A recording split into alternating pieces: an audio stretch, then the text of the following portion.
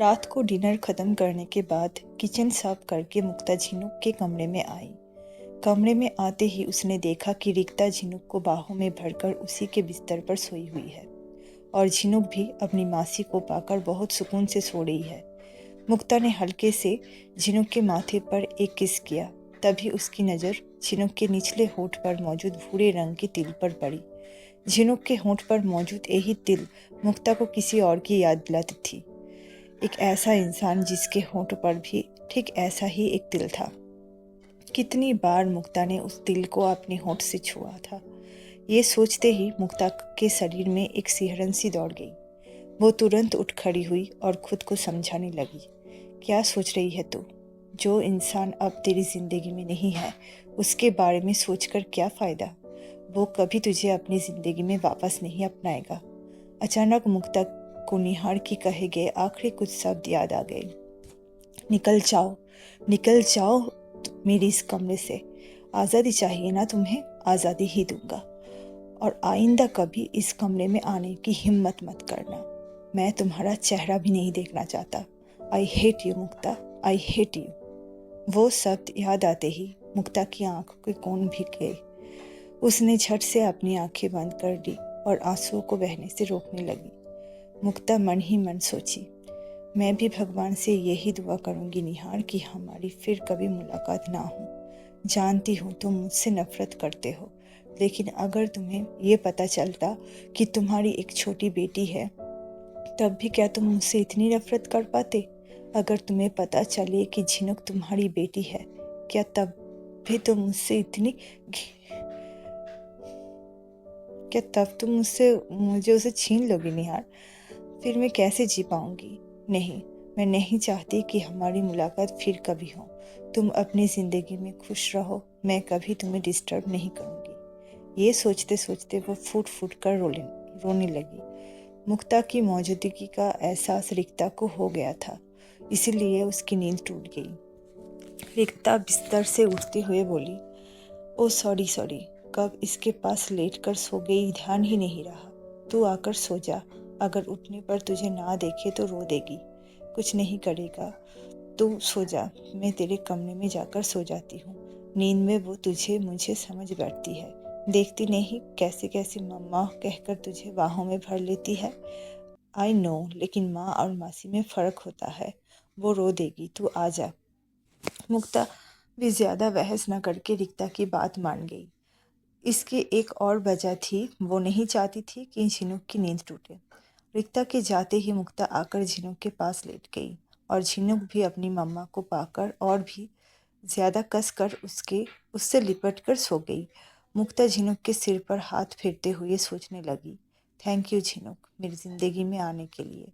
तू नहीं होती तो शायद मैं उस दिन खुद को ख़त्म कर लेती।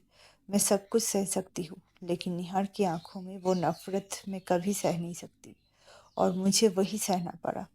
इसीलिए ही उस दिन खुद को ख़त्म करने का फ़ैसला किया था।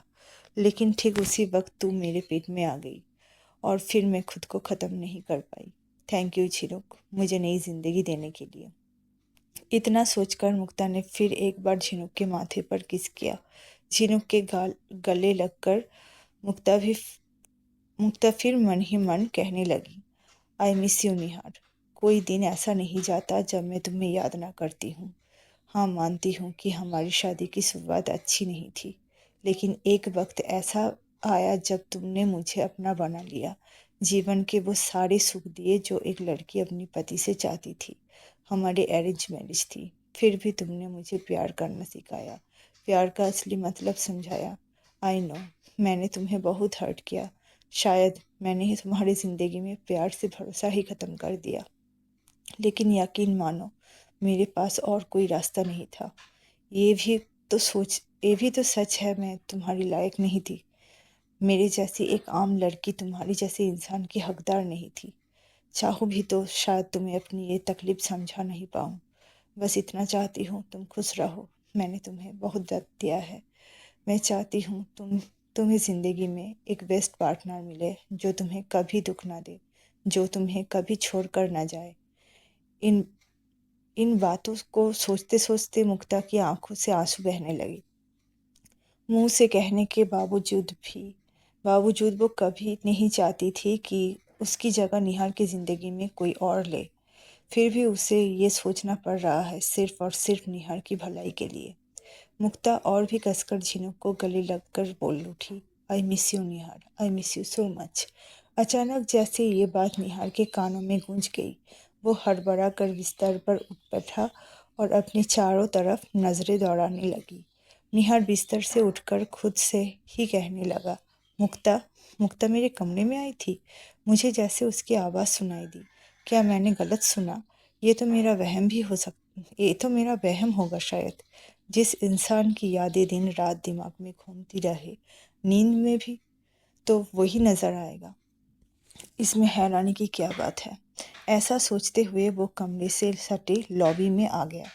पायजामे की जेब से एक सिगरेट निकाली। सिगरेट के धुएं में जैसे वो अपनी सारी यादों को उड़ा देना चाहता था। लेकिन क्या सब कुछ यूं ही भुला पाना इतना आसान होता है? अगर होता तो आज निहार की ये हालत क्यों होती? दूर से निहार ने खुद को आईने में देखा। क्या था वो और अब क्या हो गया है? अब तो उसे सेव करना भी ज़रूरी नहीं लगता।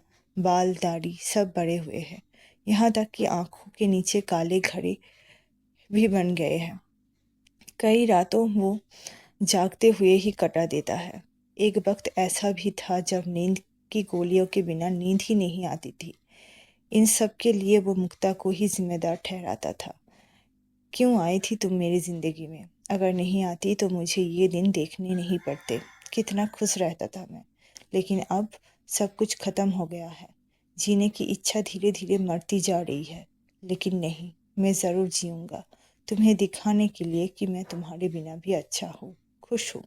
और इसके लिए अगर किसी और को मेरी ज़िंदगी में लाना पड़े तो मैं इसके लिए भी तैयार हूँ।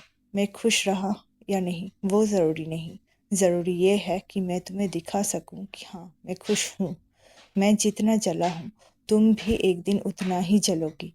जिस वजह से तुमने मुझे रुलाया, वो इंसान एक दिन तुम्हें रुलाएगा। और तब अगर तुम मेरे पास लौटना भी चाहो, तो मैं तुम्हें एक्सेप्ट नहीं करूँगा। और वही होगा मेरा रिवेंज।